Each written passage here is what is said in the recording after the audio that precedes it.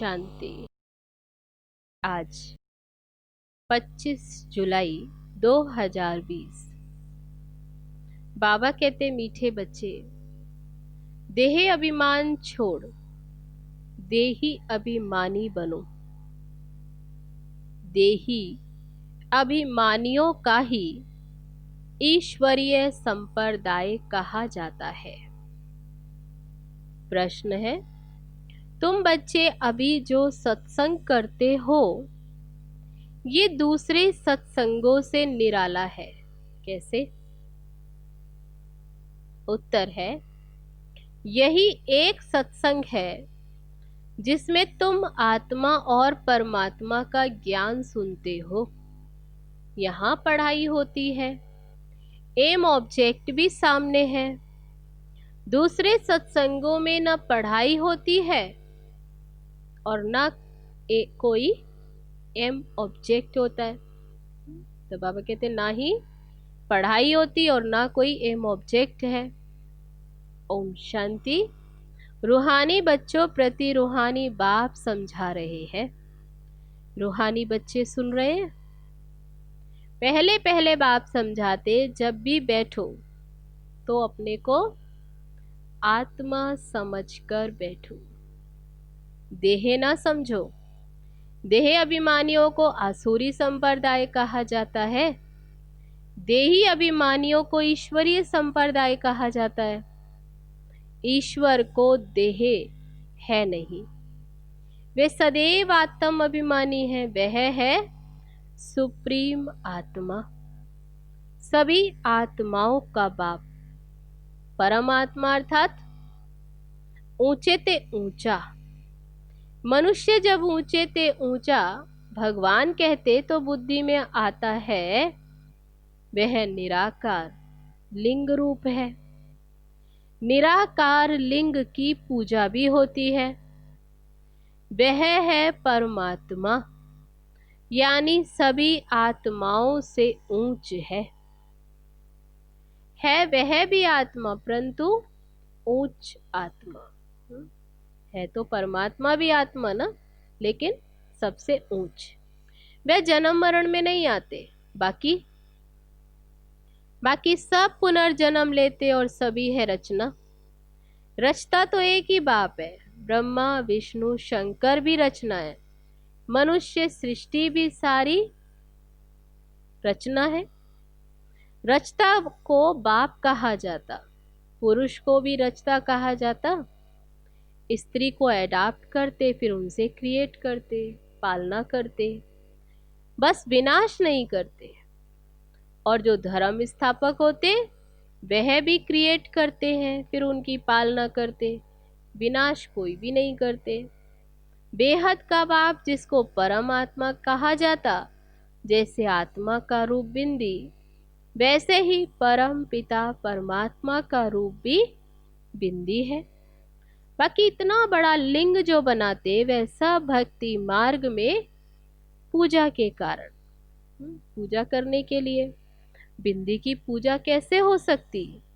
भारत में रुद्र यज्ञ रचते हैं तो मिट्टी का शिवलिंग और सालीग्राम बनाकर फिर उनकी पूजा करते, उनको रुद्र कहा जाता। वास्तव में असली नाम है राजस्व अश्वमेघ अविनाशी रुद्र गीता ज्ञान यज्ञ, जो शास्त्रों में भी लिखा हुआ है। अब बाबा बच्चों को कहते, अपने को आत्मा समझो, और जो भी सत्संग है उसमें आत्मा या परमात्मा का ज्ञान न कोई में है न दे सकते। वहां तो कोई एम ऑब्जेक्ट होती नहीं। तुम बच्चे तो अभी पढ़ाई पढ़ रहे हो। तुम जानते हो आत्मा शरीर में प्रवेश करती है। आत्मा अविनाशी है, शरीर विनाशी है। शरीर द्वारा पार्ट बजाती है, आत्मा तो अशरीरी है। कहते भी है ना, नंगे आए नंगे जाना, ना ये वस्त्र पहन कर आए ना पहन कर जाते। शरीर यहाँ धारण किया, फिर शरीर छोड़कर नंगे जाते। ये बाप तुम बच्चों को ही बैठ समझाते हैं। ये भी बच्चे जानते हैं भारत में सतयुग था, देवी देवताओं का राज्य था, तब एक ही धर्म था। ये भी भारतवासी नहीं जानते। बाबा को जिसने नहीं जाना उन है, तब बाबा कहते उसने कुछ नहीं जाना। जब तक बाप को नहीं जाना तो कुछ नहीं जाना। प्राचीन ऋषि मुनि भी कहते कि हम रचता और रचना को नहीं जानते। रचयिता है बेहद का बाप, वही रचना के आदि मध्य अंत को जानते हैं। आदि कहा जाता है शुरू को, मध्य बीच को। आदि है सतयुग जिसको दिन कहा जाता, फिर मध्य से अंत तक है रात। दिन है सतयुग त्रेता। स्वर्ग है वंडर ऑफ वर्ल्ड। भारत ही स्वर्ग था जिसमें लक्ष्मी नारायण राज्य करते थे। ये भारतवासी नहीं जानते। बाप अभी स्वर्ग की स्थापना कर रहे हैं। बाप कहते तुम अपने को आत्मा समझो। हम फर्स्ट क्लास आत्माएं। इस समय मनुष्य मात्र सब देह अभिमानी। बाप आत्म अभिमानी बनाते। आत्मा क्या चीज है ये भी बाप बतलाते हैं। मनुष्य तो कुछ भी नहीं जानते। भल कहते भी हैं भ्रुकुटी के बीच चमकता है अजब सितारा, परंतु वह क्या है, कैसे उसमें ये पार्ट भरा हुआ है, वे कुछ भी नहीं जानते। अभी तुमको बाप ने समझाया है। तुम भारतवासियों को 84 जन्मों का पार्ट बजाना होता है। भारत ही ऊंच खंड था। जो भी मनुष्य मात्र है उनका ये तीर्थ है। सर्व की सदगति करने बाप यहाँ आते। कहाँ? भारत में। रावण राज्य से लिबरेट कर गाइड बनकर ले जाते हैं। मनुष्य तो ऐसे ही कह देते, अर्थ कुछ भी नहीं जानते। भारत में पहले देवी देवता थे, उन्हों को ही पुनर्जन्म लेना पड़ता है। भारतवासी ही सो देवता, फिर क्षत्रिय, वैश्य, शूद्र बनते हैं, पुनर्जन्म लेते हैं ना। इस नॉलेज को पूरी रीति समझने में 7 रोज लगते हैं। तो बाबा कहते 7 दिन का कोर्स करते हो। पतित बुद्धि को पावन बनाना है। ये लक्ष्मी नारायण पावन दुनिया में राज्य करते थे, उन्हों का ही राज्य भारत में था। तब और कोई धर्म नहीं था, एक ही राज्य था। भारत कितना साल्वेंट था। बाबा याद दिलाते कितना साल्वेंट। हीरे जवाहरों के महल थे। फिर रावण राज्य में पुजारी बने, पतित बन गए। फिर भक्ति मार्ग में ये मंदिर आदि बनाए। सोमनाथ का मंदिर था ना, अब एक मंदिर तो नहीं होगा। तब बाबा कहते कि एक मंदिर का गायन है, मगर ऐसा तो नहीं एक मंदिर होगा। यहां भी शिव के मंदिर में इतने तो हीरे जवाहरात थे जो मोहम्मद गजनवी ऊंट भर कर ले गए। इतने माल थे जो ऊंट तो क्या कोई लाखों ऊंट ले आए तो भी भर न सके। इतना बाबा कहते सोमनाथ मंदिर में इतना सोना था, हीरे जवाहरात थे। तो सतयुग में सोने हीरे जवाहरातों के तो अनेक महल थे। मोहम्मद गजनवी तो अभी आया, द्वापर में भी कितने महल आदि होते हैं। वे फिर अर्थक्वेक में अंदर चले जाते। रावण की कोई सोने की लंका होती नहीं।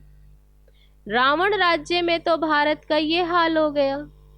100% ई रिलीजियस, अधर्म, अनराइटियस, असत्य, इंसॉल्वेंट, तमोप्रधान, पतित, विशेष। नई दुनिया को कहा जाता फिर वाइसलेस। यहाँ 100% इरिलीजियस है, अनराइटियस है, इंसॉल्वेंट है। भारत शिवालय था जिसको वंडर ऑफ वर्ल्ड कहा जाता। बहुत थोड़े मनुष्य थे, अभी तो करोड़ों मनुष्य हैं। तो विचार करना चाहिए ना।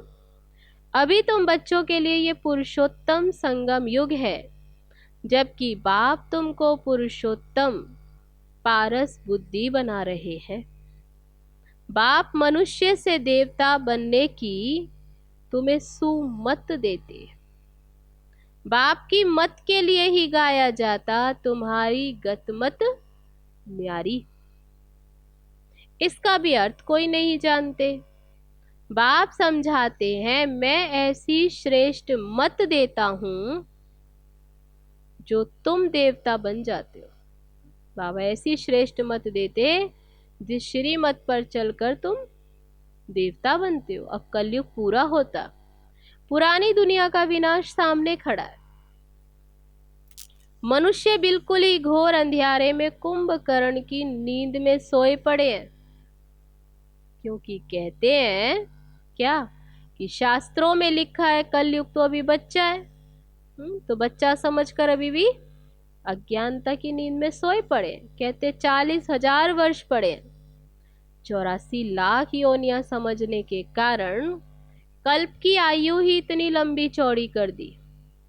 वास्तव में है 5,000 वर्ष।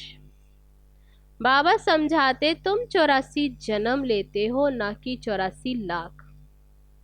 बेहद का बाप तो इन सभी शास्त्रों आदि को जानते हैं, तब तो कहते ये सब है भक्ति मार्ग के जो आधा कल्प चलते, इससे कोई मुझे नहीं मिलते। ये भी विचार करने की बात है कि अगर कल्प की आयु लाखों वर्ष दे फिर तो संख्या बहुत होनी चाहिए, जबकि क्रिश्चियन की संख्या 2000 वर्ष में इतनी हुई। भारत का असुल धर्म देवी देवता धर्म है, तुम्हें चलाना चाहिए, परंतु आदि सनातन देवी देवता धर्म को भूल जाने के कारण कह देते हमारा हिंदू धर्म है। हिंदू धर्म तो होता ही नहीं। भारत कितना ऊंच था। आदि सनातन देवी देवता धर्म था तो विष्णुपुरी थी। जब एक धर्म था तो विष्णुपुरी, अभी है रावणपुरी। वही देवी देवता 84 जन्म के बाद क्या बन गए? देवताओं को वाइसलेस समझ, अपने को विशेष समझ, विकारी समझ उन्हों की पूजा करते। सतयुग में भारत वाइसलेस था, नई दुनिया थी जिसको नया भारत कहते हैं। यह है पुराना भारत। नया भारत क्या था, पुराना भारत क्या है? नई दुनिया में भारत ही नया था। जब दुनिया नई थी तो भारत भी नया। जब भारत नया था तो पावन था। अब पुरानी दुनिया में भारत भी पुराना, क्या गति हो गई? भारत ही स्वर्ग, अभी नर्क है। भारत मोस्ट सॉल्वेंट था, भारत ही मोस्ट इंसॉल्वेंट है। सबसे भीख मांग रहे हैं, प्रजा से भी भीख मांगते। ये तो समझ की बात है ना। आज के देह अभिमानी मनुष्यों को थोड़ा पैसा मिला तो समझते हम तो स्वर्ग में बैठे हैं। सुख धाम को बिल्कुल जानते ही नहीं, क्योंकि पत्थर बुद्धि है। अब उन्हें पारस बुद्धि बनाने के लिए 7 रोज की भट्टी में बिठाओ, क्योंकि पतित है ना। पतित को यहां तो बिठा नहीं सकते। तब बाबा कहते पतित को यहां तो बिठा नहीं सकते, यहां पावन ही रह सकते हैं, पतित को अलाउ नहीं कर सकते। अभी तुम पुरुषोत्तम संगम युग पर बैठे हो। नशा है, कहाँ बैठे हो? पुरुषोत्तम संगम युग। जानते हो बाबा हमको ऐसा पुरुषोत्तम बनाते? ये सच्ची सत्य नारायण की कथा। सत्य बाप तुमको नर से नारायण बनने का राजयोग सिखला रहे हैं। ज्ञान सिर्फ एक बाप के पास है, जिसको ज्ञान का सागर कहा जाता, शांति का सागर, पवित्रता का सागर, प्यार का सागर, तब उस एक की ही महिमा है, दूसरे कोई की महिमा नहीं हो सकती। देवताओं की महिमा अलग, परम पिता परमात्मा शिव की महिमा अलग। वह है बाप, कृष्ण को बाप कहेंगे? बाबा पूछते, कहेंगे? नहीं। अब भगवान कौन ठहरा? अभी भी भारतवासी मनुष्यों को पता नहीं, कृष्ण भगवानुवाच कह देते।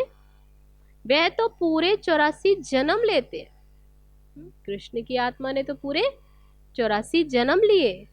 सूर्यवंशी, सो चंद्रवंशी, सो वैश्यवंशी, सो शूद्रवंशी। मनुष्य ही हम सो का अर्थ भी समझते नहीं। बाबा कहते मनुष्य हैं और अर्थ नहीं समझते। हम आत्मा सो परमात्मा कह देते, कितना रॉन्ग। अभी तुम समझाते हो कि भारत की चढ़ती कला और उतरती कला कैसे होती है। ये है ज्ञान, वह सब है भक्ति। सत्युग में सब पावन थे, राजा रानी का राज्य चलता था। वहां वजीर भी नहीं होता, क्योंकि राजा रानी खुद ही मालिक है। बाप से वर्षा लिया हुआ है, उनमें अकल है। लक्ष्मी नारायण को कोई के राय लेने की दरकार नहीं। वहां वजीर होते नहीं। भारत जैसा पवित्र देश कोई था नहीं। महान पवित्र देश था, नाम ही था स्वर्ग। अभी है नर्क। नर्क से फिर स्वर्ग कौन बनाएगा? तब नर्क से फिर स्वर्ग बाप ही बनाएगा। ये परिवर्तन बाप ही कर सकते हैं। अच्छा, मीठे मीठे सिक्की लदे बच्चों प्रति माता पिता बाप दादा का याद प्यार और गुड मॉर्निंग। रूहानी बाप की रूहानी बच्चों को नमस्ते। हम रूहानी बच्चों की रूहानी बाप दादा को नमस्ते नमस्ते। ओम शांति। अब है धारणा के लिए मुख्य सार। एक बाप की सुमत पर चलकर मनुष्य से देवता बनना है। इस सुहावने संगम युग पर स्वयं को पुरुषोत्तम पारस बुद्धि बनाना है। दूसरी पॉइंट, 7 रोज की भट्टी में बैठ पतित बुद्धि को पावन बुद्धि बनाना है।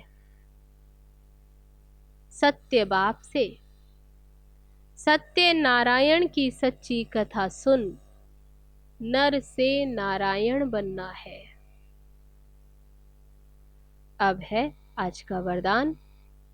फरिश्तेपन की स्थिति द्वारा बाप के स्नेह का रिटर्न देने वाले समाधान स्वरूप भव। फरिश्तेपन की स्थिति में स्थित होना, इसको क्या कहेंगे? तो बाबा कहते यही बाप के स्नेह का रिटर्न है। ऐसा रिटर्न देने वाले समाधान स्वरूप बन जाते हैं। समाधान स्वरूप बनने से स्वयं की व अन्य आत्माओं की समस्या स्वतः समाप्त हो जाती। तो अब ऐसी सेवा करने का समय है, लेने के साथ देने का समय है। इसलिए अब बाप समान उपकारी बन पुकार सुनकर अपने फरिश्ते रूप द्वारा उन आत्माओं के पास पहुंच जाओ और समस्याओं से थकी हुई आत्माओं की थकावट उतारो। तो आज का वरदान, फरिश्तेपन की स्थिति द्वारा बाप के स्नेह का रिटर्न देने वाले समाधान स्वरूप भव। अब है आज का स्लोगन। व्यर्थ से बेपरवाह बनो, मर्यादाओं में नहीं। व्यर्थ से बेपरवाह बनो, मर्यादाओं में नहीं। अच्छा, तो ये सुने अभी बाबा के आज के महावाक्य। अब चलो चलते हैं बाबा की याद में। ओम शांति।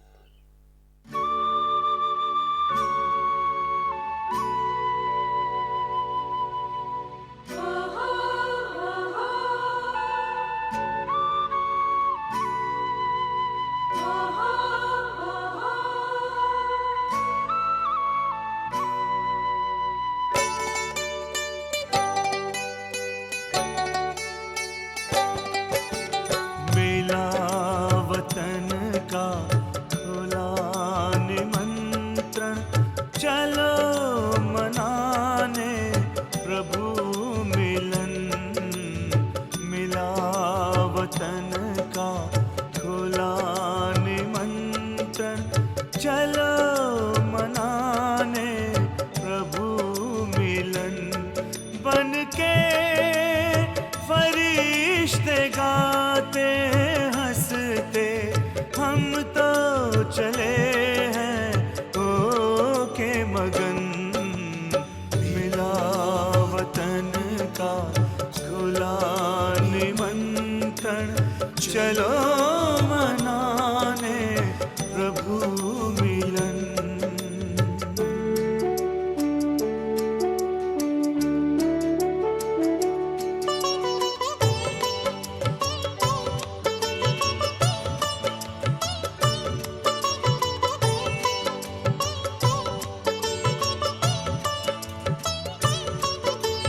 वहाँ न कोई समय की सीमा, न देह दुनिया का कोई बंधन।